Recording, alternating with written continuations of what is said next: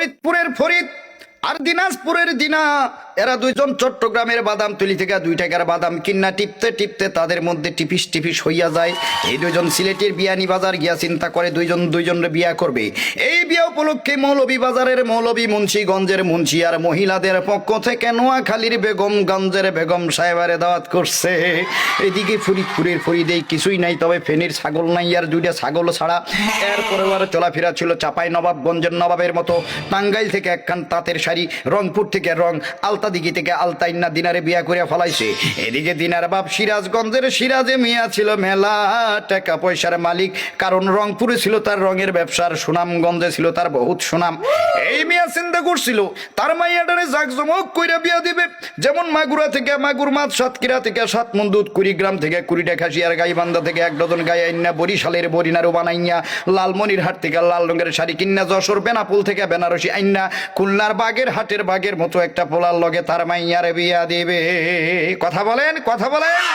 কিন্তু এই ফরিদ চুয়াডাঙ্গার চুয়া কথা কইয়া পটুয়াখালীর ভাষায় পটাইয়া পটাইয়া দিনারে বিয়া কইরা ফলাইছে। মনের দুঃখে সিরাজ মিয়া রওনা দিছে অজানা উদ্দেশ্যে। পাবনায় গিয়া পড়ছে ভাব নাই, নোয়াখালী আইসা চিন্তা করে খালি খালি কাইন্দা লাভ নাই, যাই ভোলাই গিয়া মনের দুঃখটা ভোলা যায় কিনা। ভোলা যাওয়ার পথে মাঝখানে বরিশালের ঝালু কাটিতে আইসা বেটার মনের ঝালটা আরো বেশি বাইরে গেছে। বলেন বাপরে বাপ, এ কথা বলে না, যারা বলেন ঠিক না বেঠে। এই খবর তো আর ঢাকা শহরে ঢাকা রইল না, খবরের কাগজ পত্র পত্রিকায় ছাপা হয়ে গেল। তার আগে এই ঘটনা চলে গেল জামালপুরের জামালের কাছে। জামালপুরের জামাল ময়মনসিংহের মমিনের মাধ্যমে ঘটনা জানাই দিয়েছে মানিকগঞ্জের মানিকের কাছে। মানিকগঞ্জের মানিক এত খারাপ লোক মনে হয় জন্মের সময় তার মুখে মধুপুরের মধু পড়ে নাই। এই বেড়া করছে কি, এই ঘটনা জানাই দিছে গোপালগঞ্জের গোপালের কাছে। গোপালগঞ্জের গোপাল করে কি, ব্রাহ্মণবাড়িয়ার ব্রাহ্মণ, নারায়ণগঞ্জের নারায়ণ, শিবপুরের শিব, হরিপুরের হরি, মহাদেবপুরের মহাদেব, পাবনার রাধানগরের রাধার, কৃষ্ণনগরের কৃষ্ণরে লইয়া হিন্দু ধর্মের প্রধান ঠাকুর গায়ে ঠাকুরের কাছে রওনা দিছে। এই কয়জন হিন্দু মিল্লা কুমিল্লা 14 গ্রাম থেকে আরো 14 জন হিন্দু সংগ্রহ করে একটা কমিটি গঠন করে বলে ঘটনার বিচার দিয়া দাও গাজীপুরের গাজী সাহেবের কাছে। গাজীপুরের গাজী সাহেব বললেন আমি আপাতত ব্যস্ত আছি, আপনারা মির্জাপুরের মির্জা সাহেবের কাছে যান।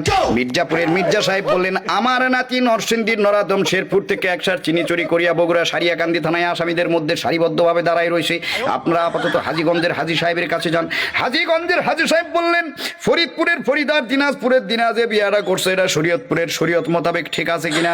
যদি ঠিক না থাকে তাহলে মেহেরপুর থেকে মেহের আলীর ডাইক্কা পাঠাও, এর খাগড়াছড়িতে পাঠাই দাও। সেখান থেকে কমসে কম 5 থেকে 6টা ছড়ি আইনা ফরিদ নামের পোলাটারে সিলেটের শায়েস্তাগঞ্জ নিয়া ভালো কইরা শায়েস্তা কইরা নিয়ে আসো। চিল্লাই কোন ঠিক না বেঠি। এমন সময় এই ফরিদ তার বাল্য বন্ধু কিশোরগঞ্জের কিশোরের কথা মতো বরগুনায় একটা গুণাতার ফ্যাক্টরিতে চাকরিতে ঢুকছে। বর্তমানে ফরিদ মেলা টাকা পয়সার মালিক, তার চাল চলন দেখলে মনে হয় রাজশাহীর রাজা যাইতে আছে। নীলফামারী থেকে নীল রোগের একখান ছুটি পাঞ্জাবি কিনা সৈয়দপুরের সৈয়দ আলীর মোড়ে আইছে চা খাইতে। সেইখানে গিয়ে দেখা হয় জয়পুরহাটের জয় নামের বন্ধুর সাথে। জয় বলে বন্ধু চলো আমার বান্ধবী রানীনগরের রানীর বাড়িতে যাই। রানীনগরে যাওয়ার জন্য ট্রেনে উঠছে টিকিট ছাড়া, যার কারণে জয়পুরহাটের আক্কেলপুরে এসে আক্কেল সালামি দিয়ে ঘাট ধাক্কা খাইয়ে নাইমে গেল শান্তাহারের শান্তার বাড়িতে। শান্তা বলে দৌড় মারো নওগাঁর নেয়ামতপুর থেকে কিছু আল্লাহর নেয়ামত দেখে আসো। নেয়ামতপুরের দরবেশ বাবা বললেন এই মুহূর্তে দৌড় দাও জয়পুরহাটের কালাই থানা থেকে কমসে কম 5 থেকে 6 কেজি কালাই কিনা খেতলাল থানার লাল খেল পাড়ি দিয়ে দাও, ফকির মিসকিনদের মাঝে বিতরণ করে দাও। আর এই কালাই কেনার জন্য দরকার হইল একখান ধামা, আর এই ধামা কেনার জন্য ফরিদ আসে আমার নওগাঁর ধামইর হাটে।